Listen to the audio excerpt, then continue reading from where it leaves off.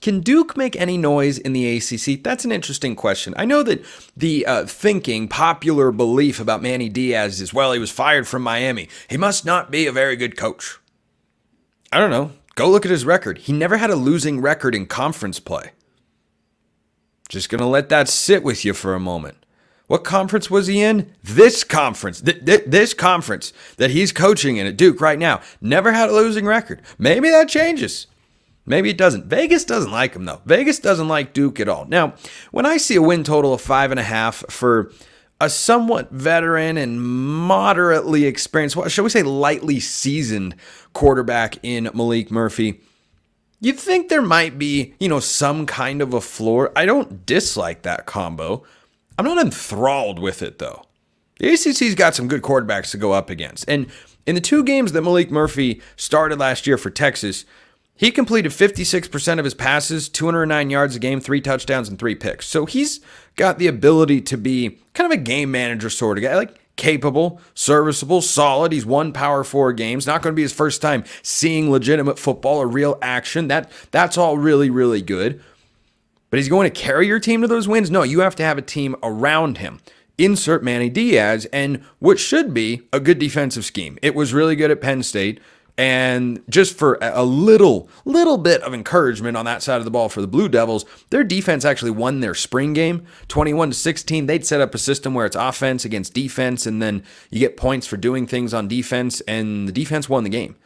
I think that unit is probably going to be sharper than Duke's offense. So they also are expected to pick up, according to Matt Zenitz at 24/7 Sports, Star Thomas from New Mexico State. Now, he's a guy who had over 600 yards rushing with the Aggies a year ago, over 5 yards a carry. He spent the last 2 seasons playing for New Mexico State at the independent and then Conference USA level. So one thing that I'll look for offensively is that someone they're bringing in as a depth piece, or is that somebody that they're bringing in to be a starting caliber running back? At the very least, he's going to be a solid piece for them to utilize. He can also make an impact in the passing game, as can Jordan Moore. That might be the top connection highlighted on this Duke offense this year, is Maalik Murphy to Jordan Moore.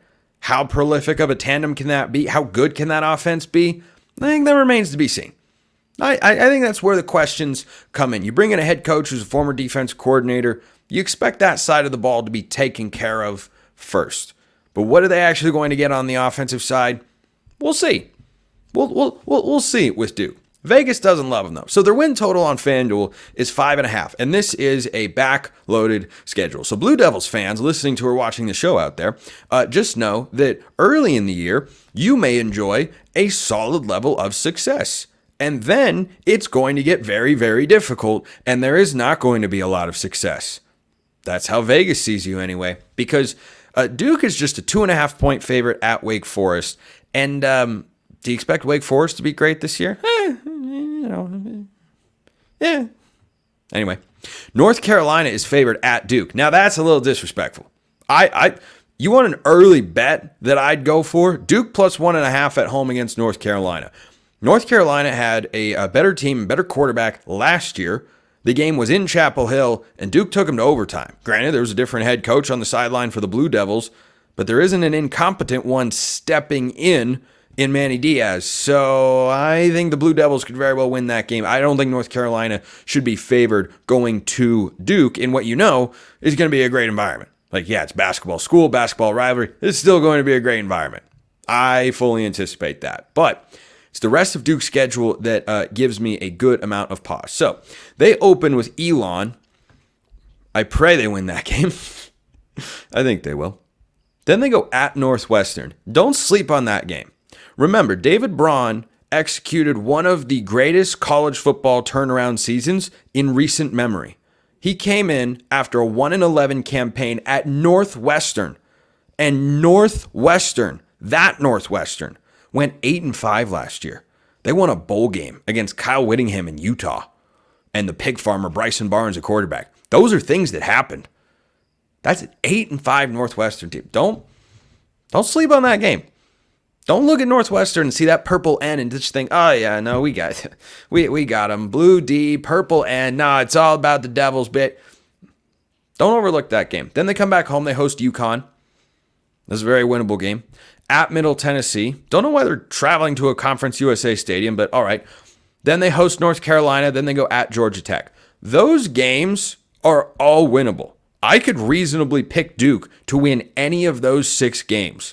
I could pick them to win 1 of their final 5 if I were in the right mood and still being reasonable, because their next 6 games, oh boy, poor Duke.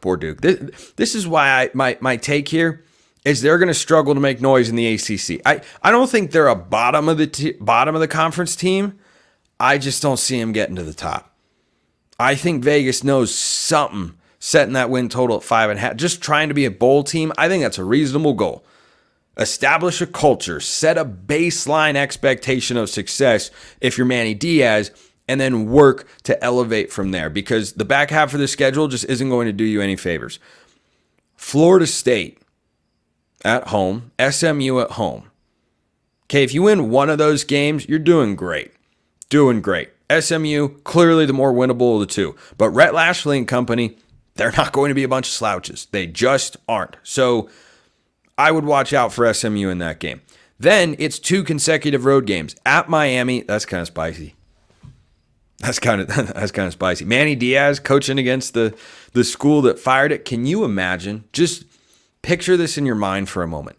Manny Diaz in his first year goes into Coral Gables and at Hard Rock Stadium beats the 3rd-year head coach that was picked to replace him. Can you imagine how that would feel for Miami fans? Not good. Not good. That's one of those games, pressure squarely on Miami's shoulders in a big, big way. Then they go at NC State. I don't think they're winning that game. I really don't. Then they host Virginia Tech. Who's got higher expectations this year? That'd be Virginia Tech. And then they go at Wake Forest. So 3 of their final 4 games are on the road. And the back half includes 2 teams that are in the top 3 of conference title odds in the ACC. And also NC State and Virginia Tech, with SMU sprinkled in and Wake Forest on the road. Those in-state matchups, North Carolina, you never know, they can get crazy. So I do not have high expectations for Duke and Manny Diaz this year. I think bringing in Maalik Murphy was a smart, savvy move because he can help you establish a culture of success, winning, professionalism. Just be solid. Just be solid. I think of Duke a little bit like Michigan State. Don't have incredibly high expectations. I think Duke's are a little bit higher, and understandably so. And understand that this is year 1 of a multi-year process. I do not believe Duke is a place in which you just come in and all of a sudden you're going to win 8 to 10 games every single year. I don't think you do that at Duke.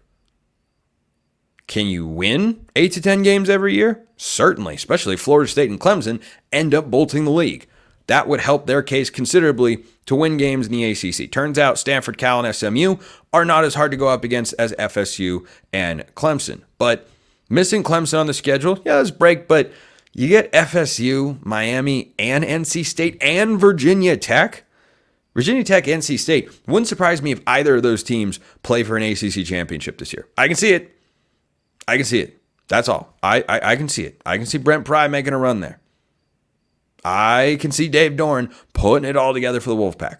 So those are really, really tough teams. So Duke, I don't know what I'd predict for their record right now. But I think that win total of 5.5 is pretty telling as to how Vegas feels about them. The back half of the schedule is brutal. Get all your wins out in the first half of the year. It is going to be a struggle in the second half. That's where Duke sits right now in the ACC. Not going to be a bottom dweller, but I don't see him getting to the top. This episode is brought to you by our friends at Game Time. Game Time makes getting NBA Finals tickets even faster and easier, and the NBA Finals are, right around the corner. Prices on the Game Time app actually go down the closer it gets to tip-off, not up. They go down because they have killer last-minute deals. They've got all-in prices, views from your seat, and their lowest price guarantee. With all that, Game Time takes the guesswork out of buying NBA tickets. You can save up to 60%. That's over half. Buying last minute for sports, concerts, comedy, theater, whatever you want. You get a panoramic view from your seat in the app before you buy, so you know exactly what to expect, and they've got that all-in pricing, so they're not slapping on last minute fees either.